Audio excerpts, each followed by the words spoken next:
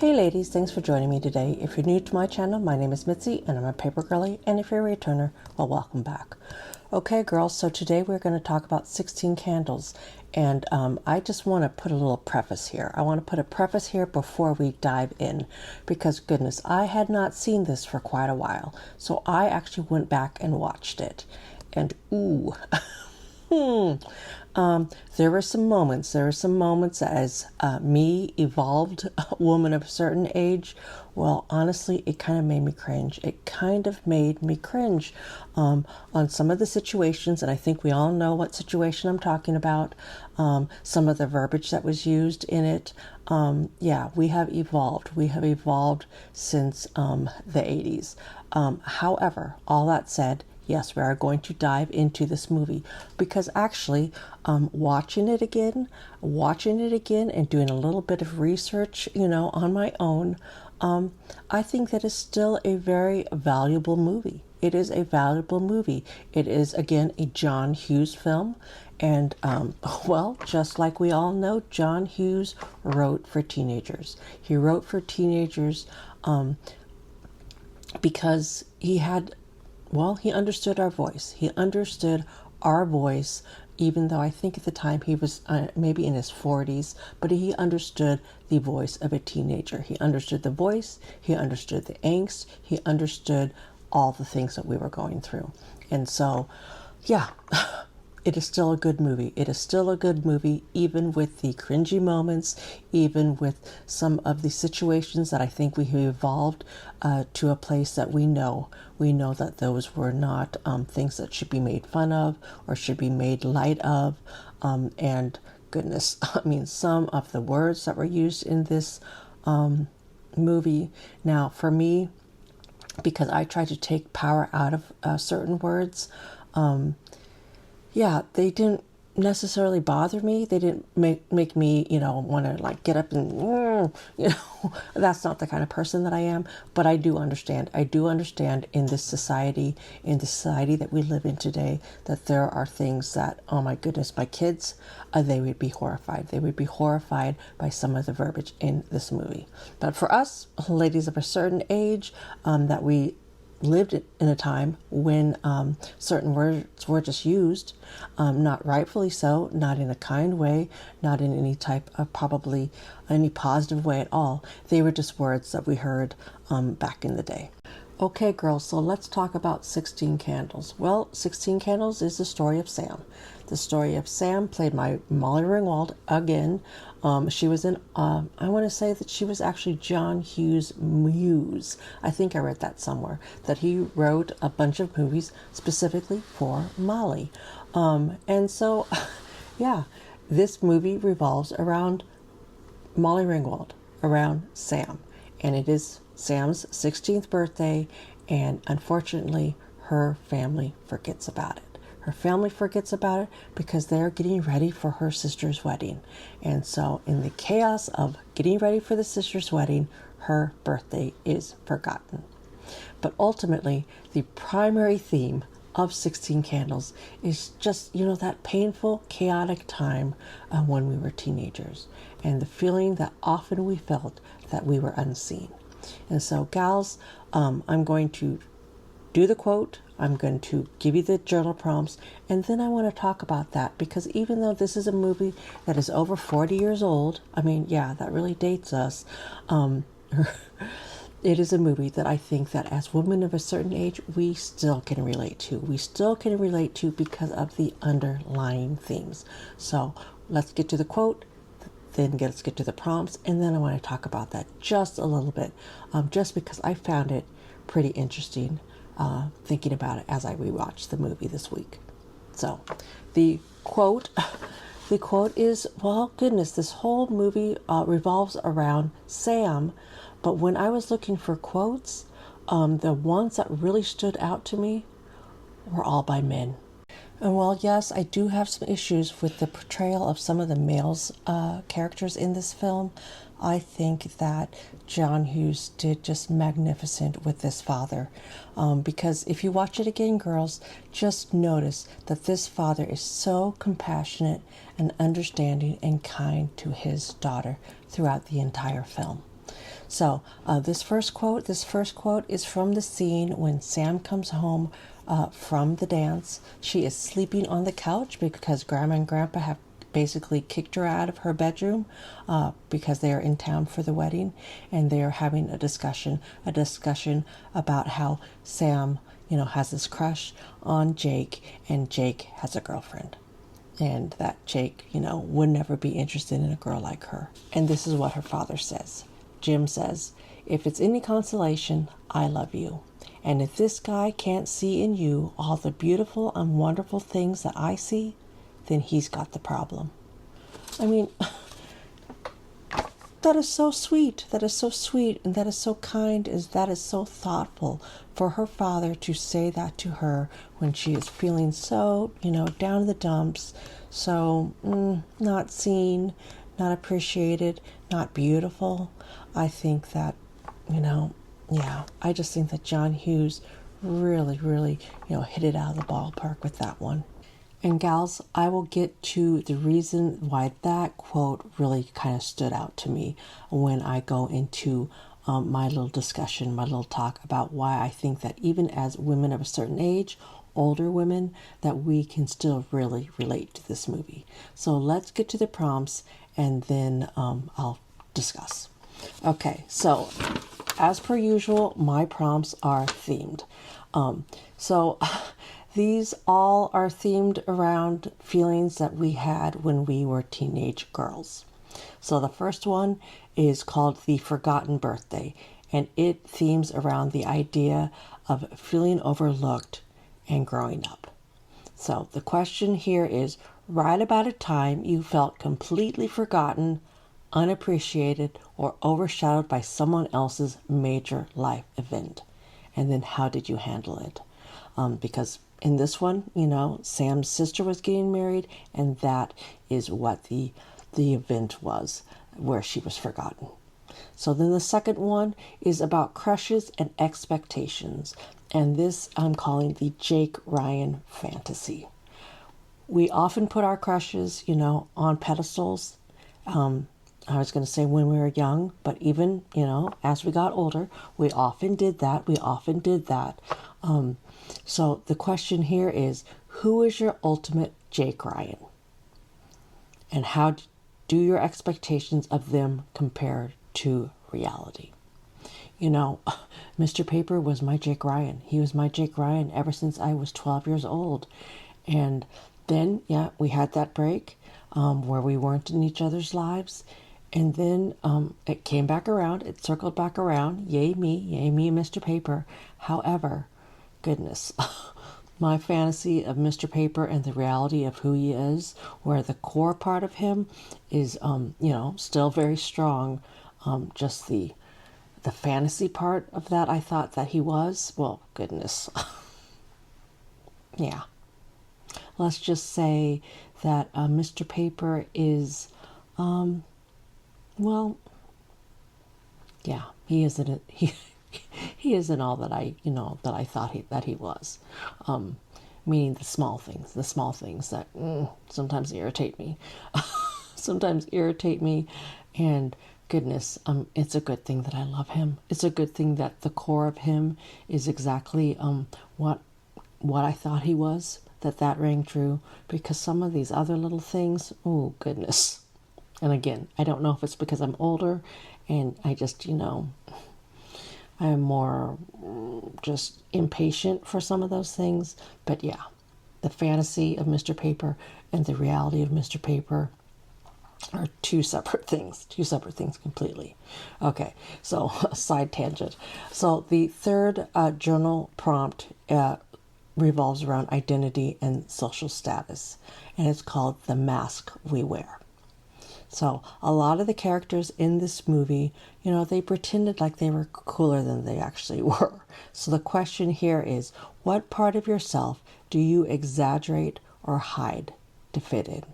Because back then we all were trying to be cool, Yesterday, Monty posted a picture on the Facebook group about, of her with her big hair. And I thought it was hilarious because, oh my goodness, we thought we were just rocking it. We thought we were so cool, so hip, so, with it. And now that I look back at the pictures of myself in high school, oh my goodness. Now, yeah, do I think that I was cute? Yeah, I like younger me. I appreciate younger me. But oh my goodness, girls, that hair, what were we thinking? What were we thinking with that hair? And our purple cans of Aquanet. Oh my gosh. Yeah, that gave me a giggle. So, that is the question. What part of yourself do you exaggerate or hide to fit in now? Because I know that a lot of us did certain things, acted a certain way when we're back in high school. But I know that sometimes we can fall back into that pattern of either hiding something about ourselves or exaggerating something about ourselves in order to fit in. So that is the question. And then the last one is revolves around one of my favorite things, and that is moving forward. So it is called the perfect birthday wish. And this is the question. The question is, if you were sitting across from your ideal person with a cake between you, like in that last scene between Sam and Jake, what is the one wish that you would make for your future self right now? So those are the journal prompts. And then, girls, I just want to, talk about this movie a little bit. Talk about how it kind of is relatable to us as women of a certain age, us as older women. But if that's all you wanted was the kind of the intro and the journal prompts, then there you go. There you go. We hope that we will see you back here tomorrow. And as by we, I mean me. And if you're new to my channel and you are into this whole idea of journal prompts, journaling with intention, living your life intentionally through journaling, then I would love it if you would like and subscribe and follow us through this month of journal prompts. These are all in the Girlfriend's Guide to Journaling. We started last month in May. We're continuing on here with the movie theme, but all those prompts, you can just go and pick out any of those videos. They are not in chronological order. You can just pick up any time that you're looking for a journal prompt in order to write down in your journal. And for the rest of you gals that want to continue on with me, then let me just talk about this for just a minute and then we'll get to our craft. Okay, gals, so why do I think that this resonates with us as older women? Well, I think it's because of the main theme.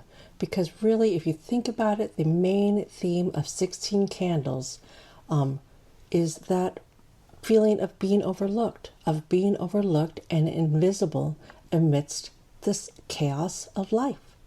And just like Sam, as older women, sometimes we are forgotten. We are forgotten amidst the chaos. Whether it is, our identities, whether it is our needs, whether it is just milestones in our life that are pushed aside in order for us to meet the needs of other people, meaning our families, our careers, our kids. Sometimes we just get lost. We get lost amid the chaos. So because I really believe that that is the underlying theme here in 16 Candles, that is why I think that we can still rewatch this movie, maybe cringe here or there with a little bit of the verbiage, with a couple of the scenes, but for the most part that we can watch this movie and still relate to it in a very personal and intimate way. And then there are three core things that I just want to touch base on really quick, because besides the idea of being unseen, of being invisible, I think there are three other themes that this movie really highlights, that if you think about it, I think that you would find value in this. So I wrote this down, so I'm going to look at my notes a little bit. So the first one is the craving to be valued. Now, the emotional core of this movie isn't just about celebrating a birthday. No, it's about that innate desire to be recognized, to be appreciated, and to be loved for exactly who you are, without having to remind others of our value. And I think as older women, that is something that we all really, really desire, and that we just a lot of times aren't getting. And then the second thing revolves around balancing duty and self-care. Now, we forgot Sam's birthday. Her family forgot Sam's birthday, but are all, going about this whole wedding thing, and asking Sam to participate, to help her sister out, to, basically be in charge of her sister who took those muscle relaxers. Remember that? Well, this captures the universal caretaker fatigue that many women experience in our lives, where we're putting the happiness of our family and our loved ones ahead of, our own fulfillment. So that is the second little theme there that I took away from this movie. And then the third one is the illusion of a perfect life. Now, as older women, we have seen some things. We have seen some things. We have lived some life. So, we understand that life isn't perfect. We understand that the idea, whether it is a person, whether it is a situation, or whether it's just life in general, that sometimes it just isn't going to be perfect. Sometimes it's not going to be perfect, and goodness gracious, sometimes it's going to be downright dirty, and you're thinking, gosh, why me? Again, why me? But yeah, why you? Because why not you? Why not you?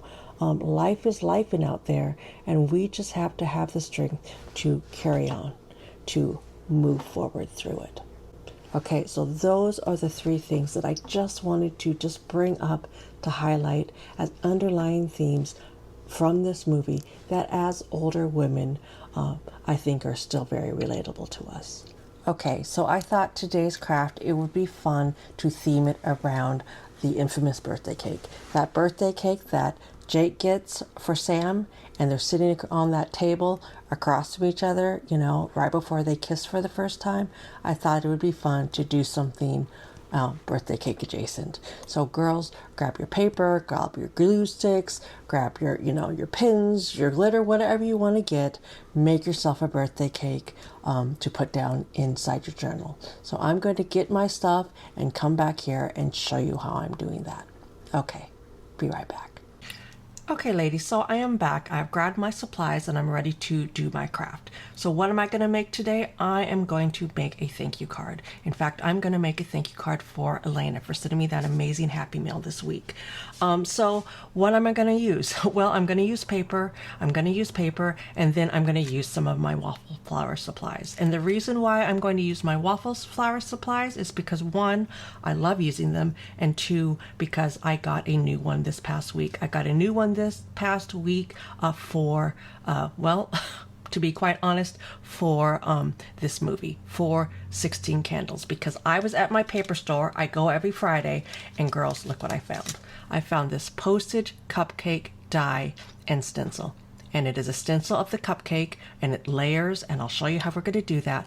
And then it comes with the little circle stencil. So, girls, for sake of time, I already pre-cut my paper out with my die cut machine because, well, I already showed you the die cut machine earlier this week. So what I'm going to start with is I'm going to just start with an envelope that I actually had in my envelope supply. And this is a paper envelope. It is just a paper envelope, but it is a folded paper envelope. And I thought that this would be fun to use for this card because you come inside and it has a little flap to hold extra little bits and bobs that I'm going to send to Elena for a thank you. So that is my first layer. Then my second layer is my card base. And because I see Elena's spreads in the Facebook group, that I was talking about, there's a link in the description. I know that she often likes to show things that have purple on them. So I decided that I'm going to use a purple cardstock for my base card. And it is just measured out and cut out using my envelope as my guide. And you can use a paper cutter, you can use scissors, you can use an X-Acto knife. Use what you have, girls. Use what you have. So the next step that I'm going to do is I'm going to start making that layering, the fancy part. So I'm going to put this stuff aside so that we can focus on that. Okay, so the first thing that I do is I get out the die cuts that I'm going to need. And I have them all over here, and I'm going to show you why I start with the die cuts. And what I do is I am going to use this die cut. I'm going to use this die cut as my guide to cut my backing. And that is my backing. I like a black backing. And see how I just use this in order to measure out the size of piece of paper that I'm going to use. So this is the first layer, the black layer, the backing. And then I have this layer, and this layer is, the fancy schmancy layer. And what I do is I cut out it in whatever color I want. For me, because I'm going to do a little bit of extra, fancy stuff, a little bit of, well, I'm going to use my stencil. I'm going to use my stencil on one of the pieces, and then I'm going to also do some ink on the back of my second layer. So I use white. So that is my second layer. See how that works? See how fancy that is already? So then, girls, because I have this one, and this is the Postage Collage block die, what this does, I'm using this big one here. These little ones are just for adding on extra little doodads. However, on this one, I'm just using the big one, the main one. And what I use that one for is I cut out this piece. Now there's all different options that you can use this piece for. You can put it on top to have that effect, but for me, I'm going to actually layer it underneath. I'm going to put that one underneath so that when I put on the white one, boom, we see the color through it. So this is going to be my third layer. So this third layer is going to be, it's going to have some ink on it. It's going to have some ink on it, but we will get back to that, okay? So those are the layers of my card. And you might be thinking, Mitzi, well, what about that cupcake? This is 16 candles. You said, girl, make something with a cake adjacent. Well, girls, I'm going to do that. I'm going to show you that next. Okay, girls, so a little bit behind the scenes. I showed you this little piece at the very beginning that I cut out. However, for doing a project like this, I find that the best thing is to actually make the stencil and then cut it out. So I'm going to do it that way. So we have the stencil, and it's just a layer stencil, and you just layer it piece by piece, and then you get a really cool effect on it. So I'm going to lay mine down, and you can tape down if you want to. However, I'm not going to need to do that. So then I have my distress inks. My distress inks, they are the Tim Holtz distress inks. That's what I have. However, there are all kinds of distress inks out there. So again, whatever you got, use that. So I'm going to start doing my first layer. So my first layer, because this is for Elena and we're going with the purple and blue, these are the inks that I picked out to work with today. So let's see, what should we do with the background? I'm thinking that the cupcake is going to be kind of shades of purple. So I think I'm going to use this one, the tumbled glass. So let me get a little bit. I have these. I got these. I mean, you can get these off of Amazon. You can get them off of Temu. You can get them all over the place. And then you just get some ink on it. You just get some ink on it, and I'm going to just do my first layer. So wish me luck here.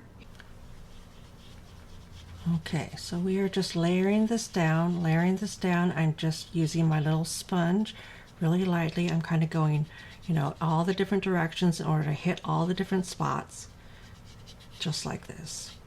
So there we go. Let me see, kind of pull in this way. I'm new to the actual stencil part of this, so we will see how this works out. Okay, so there is my first layer. So my first layer is done. Now what we're going to do is we're going to pull it up. I'm going to use my tweezers to get underneath it and pull it up, and there we go. Now girls, with this also, you're going to want to wipe these off in between so that we're not getting ink anywhere that we don't want it. So then my next layer is going to be the top of the cupcake, the icing. So I'm going to kind of start by, well, you know what, I should probably get my ink first. So let me get my ink first. I'm going to use this one. And girls, if you're not sure about what the color is, you can always go off here on the side and just kind of see. You know, sometimes you want less, sometimes you want more. Is that the one that I want? I think so. So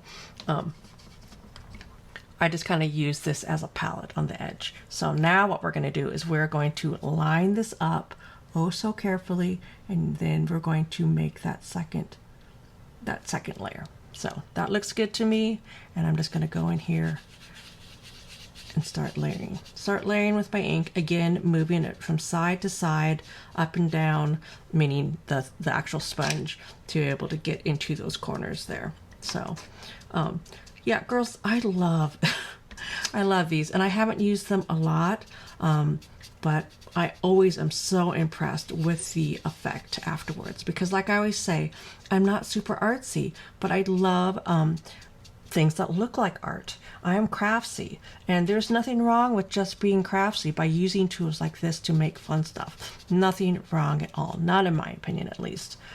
My daughter, little Moo, she is an actual artist. I am not an artist, I am a crafter. So there is going to be our second layer, and there we go. So there we go, we have our second layer. Now, girls, you can see that I have a little bit of ink up there, and goodness, you know what, I should have maybe taped around the first time. So yeah, I don't think that's going to make an issue. I don't think that's going to make an issue because my stencil that I'm going to cut around doesn't go up to there. So I think we're good. I think we're good. So now we're going to do the next layer, and the next layer comes down here just like this. Again, well, again, I should get my ink first. Let's see. I'm going to use this one. I think this is more of a magenta, and I'm going to use my paper again. Yep. To make sure that it's the color that I want. And so then I'm going to lay it up here, and I'm going to again just go over it with my little dauber thing. And yeah, are there brushes that you can get that might work a little bit better? Maybe, but I like these. I like these. So there is my third layer. There's my third layer, girls. So let me pull this up, and boom. So yeah, is it exact? No, it's not. But am I going to be worried about that? No, I'm not. So this is about having fun. I could, you know, I have a whole piece of paper. I could make them all over the place if I wanted to, and then cut it out. However, if I'm trying to just have fun, I don't want to do that. I don't want to get up in my head over that. Okay, so let's get on to the more layers. So this last layer is actually the cupcake holder, So I thought that I'm going to make this, ooh, I better move this a little bit. I'm going to make it like it's in a craft paper. So I have the little inks, but I have the big ink of the vintage photo, and I use a lot of that, and so that's why I have the big one. So I'm going to take that. I think I have a dauber. Oh, here we go. I have a dauber that I've already used before because I use this a lot. So I'm going to get my ink, and I'm going to take some of it off because I don't want it that dark, and then I will go back in. So again, I'm going to line it up here, and then ooh, let's see, and then use my dauber.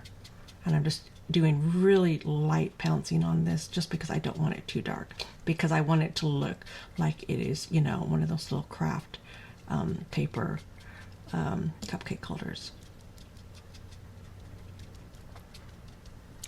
So let's see, did it work out? There we go. So there is my cupcake using the stencil, and then what I'm going to do is I'm going to go cut it off, zhuzh it up a little bit, and then I'll be right back. Okay, so we're going to just fast forward this a little bit and overdub it. I taped this down, and then I'm just adding ink. It again is just that white layer with ink on top, using a stencil as our guide, which you can, you know, you can buy. So then this is really where the creative part comes in. The creative part comes in with just, you know, layering ink the way that you like to layer it.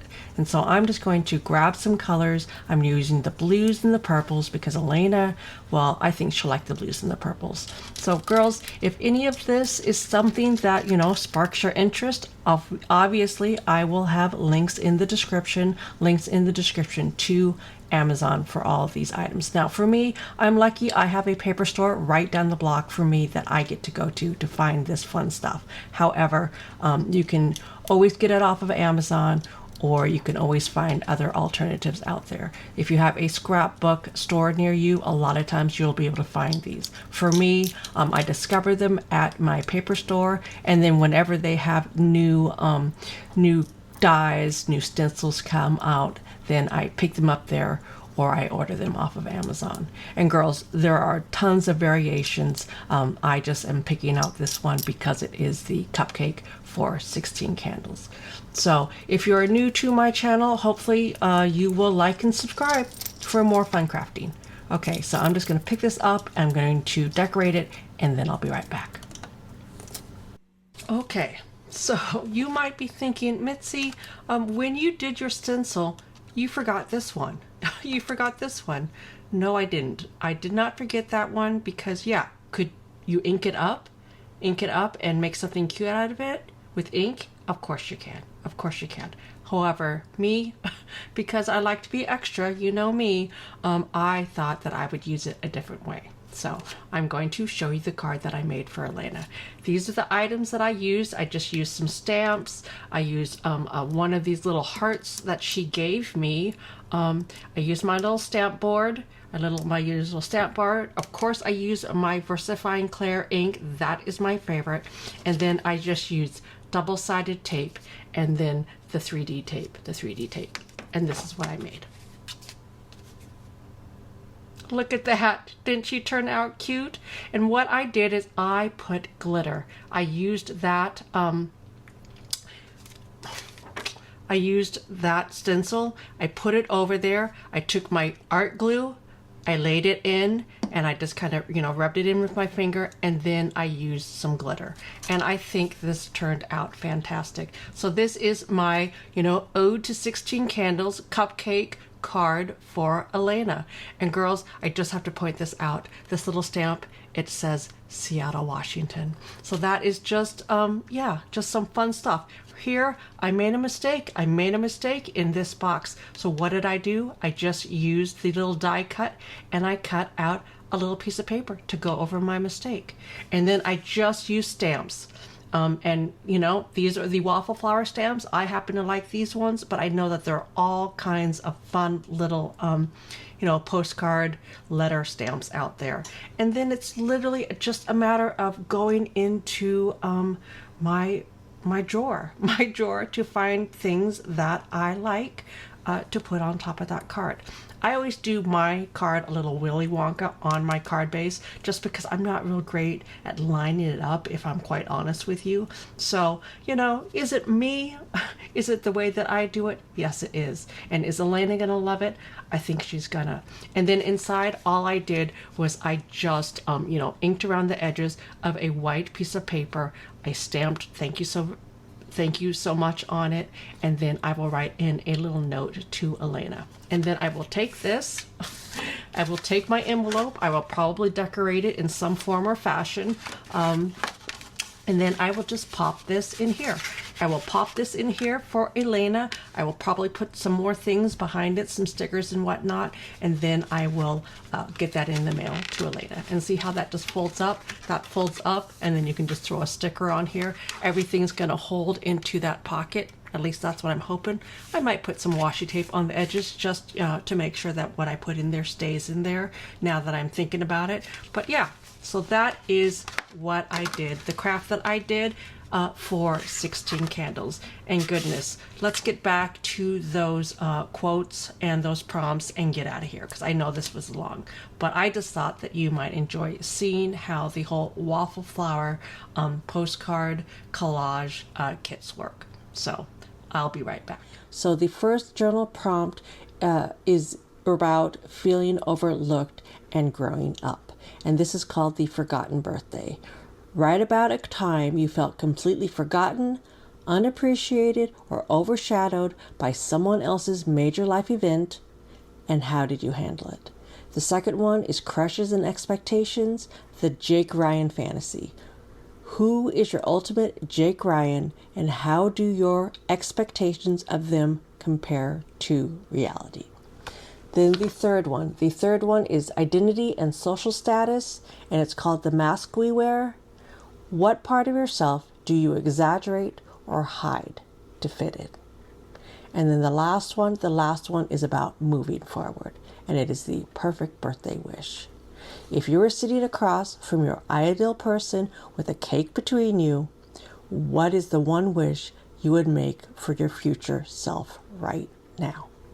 So those are the journal prompts, and this last quote, I think really, it really touches base on the whole theme of this movie, because ultimately this movie concludes with the message that being seen, being recognized as our authentic self is more important than fitting in. And sometimes all we need is one person to see us. And so this quote is 2 words, and it is those 2 words that, it sends shivers up me. It sent shivers up me the first time I watched the movie, and still today, this week, 40 some years later, it still gave me shivers. And it is that scene outside of the church when, Sam had ran back in to grab the veil for her sister and was running back out.